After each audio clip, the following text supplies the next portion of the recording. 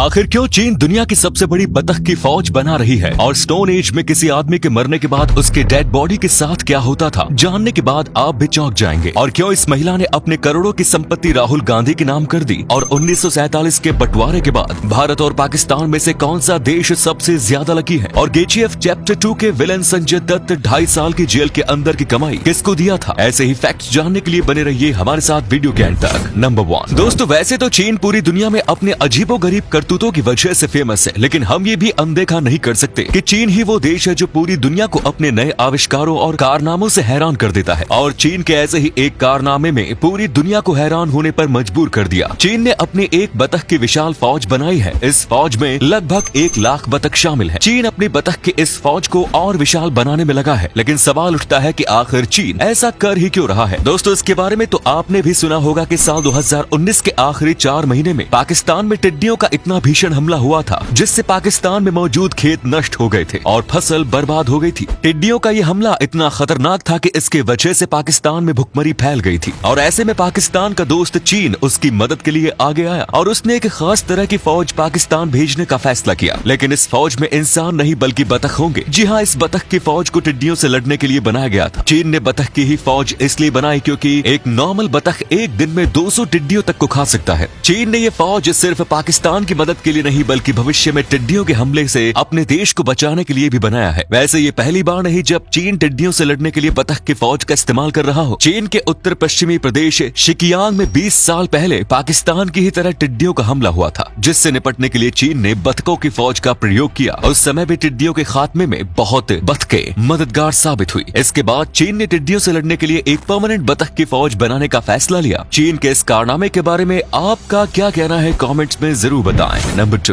दोस्तों, stone age के बारे में तो आपने भी सुना होगा। उस समय इंसान कच्चा मांस खाते थे और स्टोन एज में ही इंसानों ने आग की खोज की थी। लेकिन क्या आपको पता है कि स्टोन एज में अगर कोई इंसान मरता था तो उसके बॉडी के साथ क्या होता था। उस समय मरे हुए इंसान की बॉडी को पानी में बहा दिया जाता था या फिर पहाड़ की ऊंचाई से फेंक दिया जाता था। लेकिन स्टोन एज के इंसान कई बार मरे हुए इंसानों की बॉडी को खा भी जाते थे। और रही बात डेड बॉडी को मिट्टी में दफनाने की या आग लगाने की, वो तो कई सदियों बाद शुरू हुई थी। हिंदू धर्म के प्रचार प्रसार की वजह से डेड बॉडी को जलाने की प्रथा और फिर अस्थि को पानी में बहने की प्रथा शुरू हुई। स्टोन एज में अगर कोई इंसान अपने कस्बे से धोखा करता था तो उसे जिंदा जमीन में दफना दिया जाता था। स्टोन एज के लोगों के समय के साथ यह एहसास हुआ कि मृत शरीर को जमीन में दफनाने से न ही बदबू आती है और न ही बीमारियां फैलती है। तब लोगों ने डेड बॉडी को दफनाना शुरू कर दिया था। इस फैक्ट के लिए एक लाइक तो बनता है। नंबर 3 दोस्तों, यूं तो कांग्रेस पार्टी का अस्तित्व भारत से मिटता जा रहा है, लेकिन भारत में कांग्रेस पार्टी और कांग्रेस नेताओं के कद्रदान अभी भी जहां तहां मौजूद है। और इसी का नमूना देखने को मिला उत्तराखंड के देहरादून में, जहां 78 साल की एक महिला ने अपनी सारी संपत्ति कांग्रेस नेता राहुल गांधी के नाम कर दी। इस महिला ने अपनी 50 लाख की प्रॉपर्टी और 10 तोला सोना कांग्रेस नेता राहुल गांधी के नाम पर दिया। इनका नाम पुष्पा मुंजियाल है और इस महिला ने राहुल गांधी को अपनी संपत्ति का मालिकाना हक देते हुए देहरादून की अदालत में वसीयत पेश की है। पुष्पा मुंजियाल के अनुसार राहुल गांधी और उनके विचार देश के विकास के लिए बहुत जरूरी है। उन्होंने कहा कि वो राहुल गांधी के विचारों से काफी प्रभावित है और इसीलिए वो उन्हें अपनी सारी संपत्ति दे रही है। राहुल गांधी की तो निकल पड़ी, बाकी आप पुष्पा मुंजियाल के इस काम पर क्या कहना चाहेंगे, कमेंट्स में जरूर बताएं। नंबर 4 क्या आपको पता है कि अगर भारत और पाकिस्तान का बंटवारा नहीं होता तो आज भारत की आर्मी दुनिया की दूसरी या तीसरी सबसे बड़ी आर्मी होती। और यही नहीं, भारत जीडीपी के मामले में दुनिया में दूसरे नंबर पर होता। लेकिन 1947 के बंटवारे के बाद अगर बात की जाए इन दोनों देशों में से सबसे लकी देश कौन सा है, तो शायद आपका भी जवाब इंडिया होगा। और ये सही भी है। पाकिस्तान के 4 पड़ोसी देश जिनका नाम अफगानिस्तान, ईरान, इंडिया और चाइना है। और हैरत की बात तो यह है कि पाकिस्तान के अपने चारों के चारों पड़ोसी देशों से बिल्कुल नहीं बनती, यानी कि पाकिस्तान चारों तरफ से अपने दुश्मनों से घिरा है। और वही बात करें इंडिया की, तो इंडिया के 10 पड़ोसी देश है, जिसमें से एक खुद पाकिस्तान है और बाकी Myanmar, Afghanistan, Bangladesh, Bhutan, China, Maldives, Myanmar, Nepal and Sri Lanka है। और भारत की अपने लगभग हर पड़ोसी देश के साथ अच्छे संबंध है, सिवाय पाकिस्तान और चाइना को छोड़कर। अगर इस नजरिए को देखते हैं तो yes, India is definitely lucky.